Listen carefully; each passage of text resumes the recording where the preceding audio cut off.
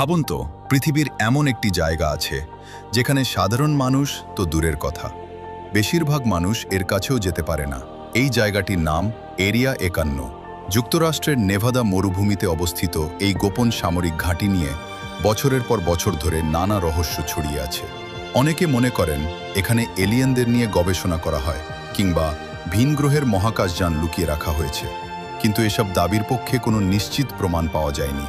আসলে মার্কিন সরকার বহু বছর এরিয়া 51-এর অস্তিত্ব স্বীকারই করেনি। পরে জানা যায় এখানে গোপন সামরিক বিমান ও নতুন প্রযুক্তি পরীক্ষা করা হতো, যেমন U-2 গোয়েন্দা বিমান এবং অন্যান্য পরীক্ষামূলক বিমান।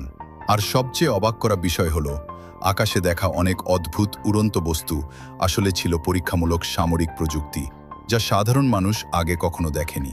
তাহলে এরিয়া 51 কি সত্যিই এলিয়েন আছে, নাকি এটি শুধু একটি গোপন গবেষণা কেন্দ্র?